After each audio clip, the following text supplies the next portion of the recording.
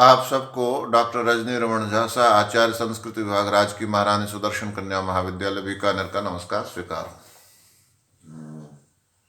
अ, हमने कारक प्रकरण में छह सूत्रों का अभी तक अध्ययन किया है, या हो सकता है ज़्यादा भी हो। अभी हम द्वितीया विभक्ति में ही चल रहे हैं। तो द्वितीया विभक्ति का ही अगला सूत्र है अंतरांतरेण युक्ते। अंतरांतरेण युक्ते दो शब्द हैं इसमें, अंतरा और अंतरेण। मैंने आपको इसकी पीडीएफ फाइल पहले भेज रखी है, तो जब आप वीडियो देखें तो उसको पीडीएफ को सामने रखें तो आसानी होगी समझ में। अंतरांतरेण युक्ते दो शब्द हैं इसमें, एक है अंतरा, एक है अंतरेण। दोनों अलग अलग अर्थ देते हैं। अंतरा का अर्थ है बीच में।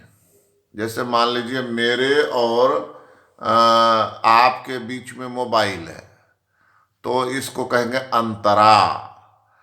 और अंतरेण क्या हुआ? तो अंतरेण मतलब बिना।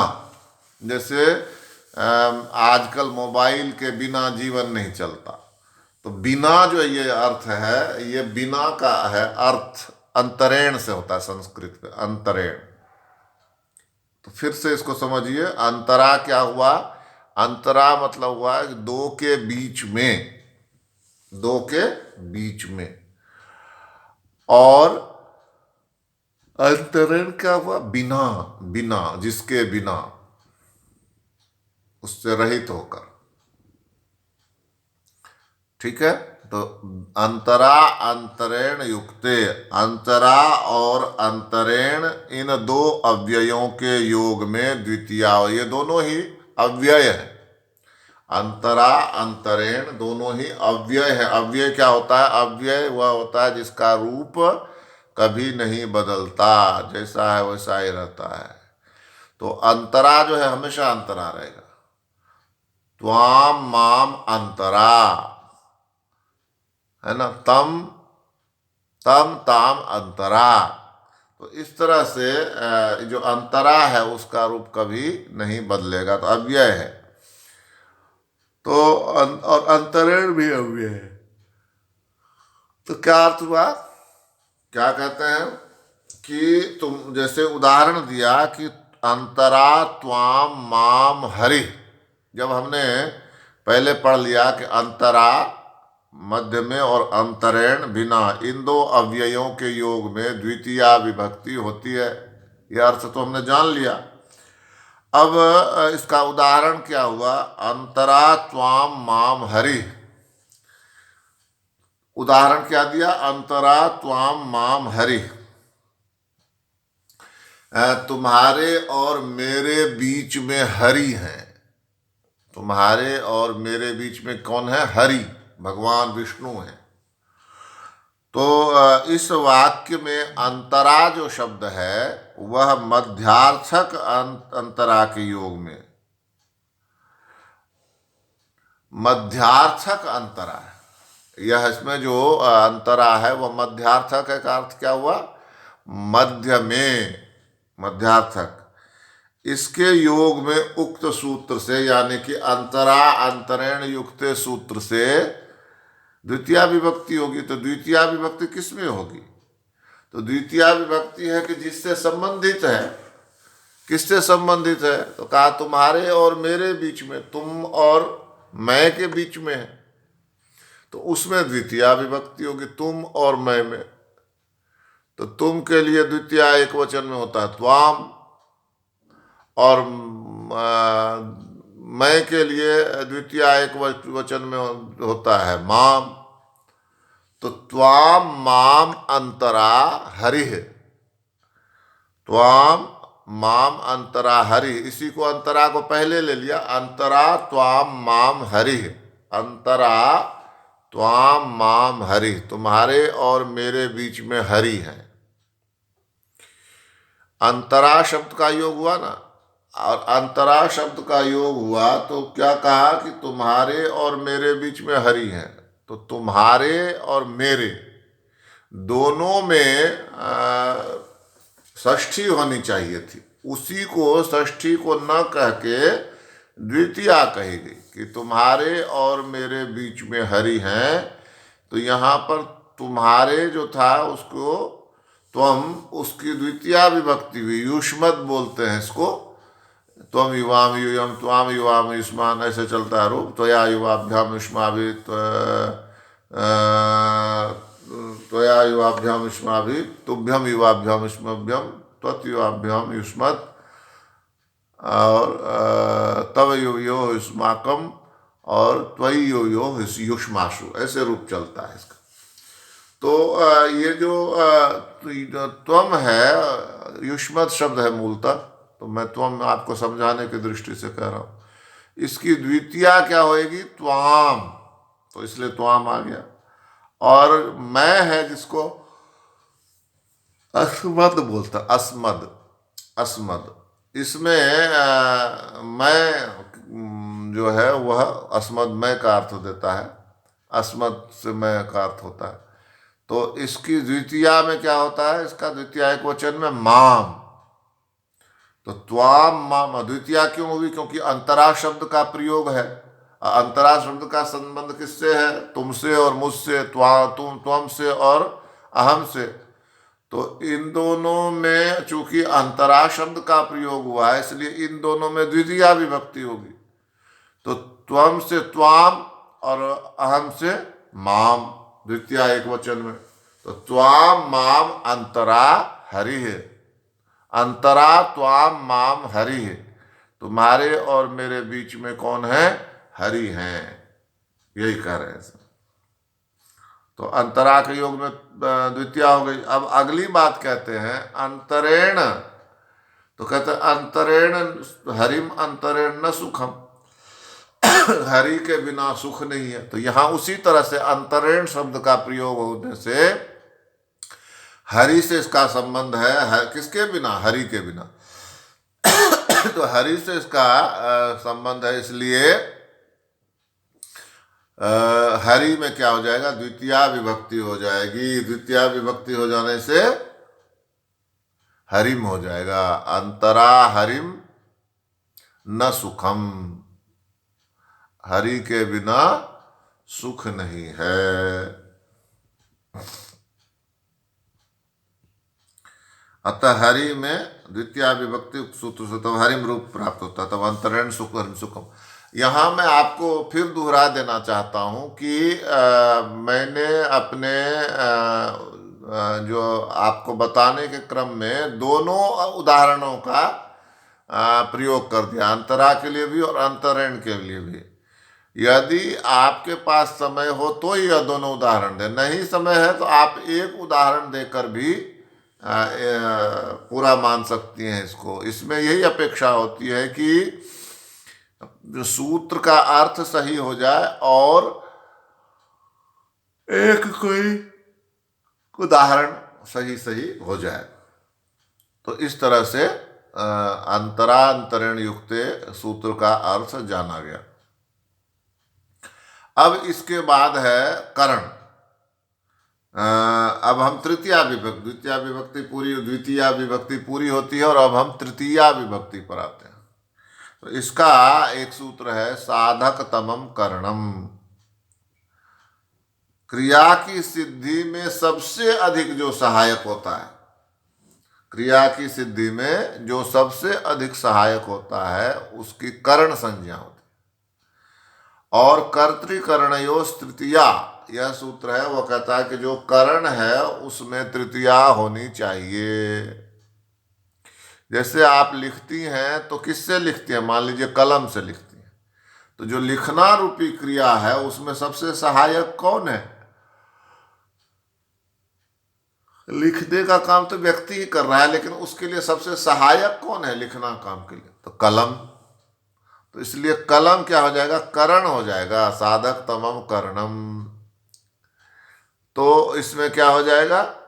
तृतीया विभक्ति आ जाएगी। कर्तृकरणयोस् तृतीया, यह सूत्र है, वो कहता है कि करण में तृतीया। वैसे तो कर्ता में भी बताता है, लेकिन वो अपने से संबंधित नहीं है, इसलिए अभी उसको छोड़ते हैं।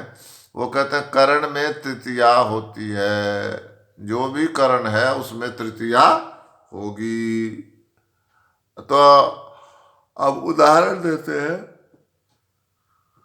रामेण बाणेन हतो बाली। रामेण बाणेन हतो बाली, राम ने बाण से बाली को मारा। यहां पर जो बाली का हनन है, बाली को मारना है, वह किसके द्वारा होता है? तो वह बाण के द्वारा होता है। करता तो राम ही है, लेकिन उसमें जो बाली को मारने में जो राम के लिए सबसे उपकारक वस्तु हुई, वह कौन सी हुई? वह हुई वह क्या हुई? वह हुई बाण। वह वस्तु बाण है। बाण के द्वारा राम ने रावण को मारा। तो जो सबसे सहायक हुआ, सबसे अधिक सहायक हुआ क्रिया को करने में, क्रिया क्या है? रावण को मारना या बाली को मारना। तो इसमें राम तो करता हो गया, जो सबसे सहायक हुआ मारने में वो कौन हुआ? बाण। तो इसलिए बाण में तृतीया विभक्ति होकर बाणेन, रामेण जैसे है वैसे ही बाणेन, रामेण बाणेन हतो बाली। अब आप कह सकते हैं कि रामेण क्यों हुआ? तो इसके लिए अलग से है कि कर्ता जो अनुक्त हो, यानी कि उसका क्रिया से सीधा संबंध नहीं हो, तो वहां पर उसको कर्ता को भी तृतीया में ही बोलते हैं। तो रामेण बाणेन हतो बाली, यहाँ पर क्रिया जो हता है उसका संबंध बाली से। क हता, बाली हता, तो क हतवान, राम हतवान। तो राम का जो हतः नहीं हुआ ना, हतवान हो गया। तो हतः का संबंध बाली से है। तो इसलिए चूंकि हतः का संबंध बाली से है, इसलिए कर्ता जो है राम, उसको अनुक्त कहेंगे, अनुक्त। और अनुक्त जो कर्ता होता है उसमें भी तृतीया विभक्ति होती है। तो इसलिए हो गया रामेण बाणेन हतो बाली, राम के द्वारा बाण से कौन मारा गया? बाली मारा गया। बाली को राम ने बाण से मारा। तो इसमें जो मारना रूपी क्रिया है, हनन रूपी क्रिया है, उसका सबसे बड़ा उपकारक कौन है? बाण। इसलिए बाण की करण संज्ञा होगी और कर्तृकरणयोस् तृतीया सूत्र से बाण से तृतीया हो जाएगी। तो रामेण बाणेन, रामेण बाणेन हतो बाली, इस तरह से रूप बनेगा। इसके बाद सहयुक्त प्रधाने, सह शब्द का सह मतलब साथ होता है। सह है, सम है, साकम है, सार्धम है। तो इन सब का अर्थ साथ होता है। जैसे मेरे साथ वो है, राम है, श्याम है। तो यह जो सह है यह उसी को बताता है। तो सह जब सह शब्द का जब प्रयोग हो जाए साथ के अर्थ में, तो जो अप्रधान होता है, जो प्रधान होता है वह नहीं, जो अप्रधान होता है उसमें क्या होता है? तृतीया विभक्ति आती है। जैसे आप हिंदी में भी देखें तो राम के साथ सीता बन गई। तो कर्ता, मुख्य कर्ता इसमें कौन है? तो मुख्य कर्ता इसमें राम है।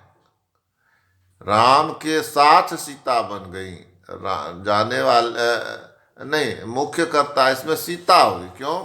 जाने का काम जो जिसको बतलाया जा तो राम भी रहे, लेकिन यहाँ वाक्य जिसको बतला रहा है जाने का काम, वह सीता है। तो वह प्रधान हुई, जिसका क्रिया से सीधा संबंध होता है वह प्रधान है कर्ता, और जिसका क्रिया से सीधा संबंध नहीं है वह अप्रधान है। तो राम के साथ सीता बन गई, अगर यह हिंदी में भी कहा जाए तो कौन बन गई? तो सीता बन गई। कौन बन गया? तो ये अभी नहीं कह सकते कि राम तो बन गए, लेकिन उसी तरह से नहीं कर सकते जिस तरह से हम कह रहे हैं सीता। और कौन बन गया? तो सीता बन गई। किसके साथ? तो राम के साथ। तो यहाँ जो किसके साथ है, ये गौण है, अप्रधान है। जाने का मुख्य काम जो है वो सीता का। राम भी जा रहे हैं, लेकिन क्रिया का जो वाक्य का जो उद्देश्य है वह सीता है, न कि राम। जैसे सीता की बड़ाई करनी है तो कहेंगे कि वो इतनी पतिव्रता स्त्री थी कि राम के साथ वन चली गई। तो यहाँ पर वर्णन हम किसका कर रहे हैं? सीता का। राम तो संयोग से आ गए, सीता बन गई यह भी कह सकते थे, लेकिन राम के साथ सीता बन गई, यहाँ पर यह बताने के लिए कि सीता देखो कैसी पतिव्रता थी, तो इसलिए यह कहा गया। तो अब जो ये अप्रधान है उसको, राम को उसमें तृतीया हो जाती है। इसलिए रामेण, रामेण हो जाएगा। यहां पर उदाहरण दिया है, पुत्रेण सह आगतः पिता। तो आने वाला कौन है? पिता है, और उसके साथ पुत्र है, वह अप्रधान है, इसलिए उसमें तृतीया हो जाएगी पुत्रेण। पुत्रेण सह आगतः पिता, तृतीया होने के कारण पुत्रेण हो गया।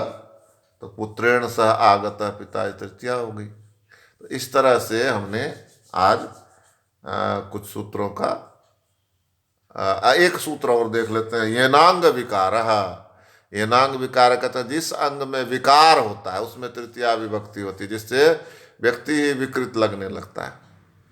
तो जैसे कहे अक्षणा काना, उदाहरण ये दिया हुआ, आंख से काना।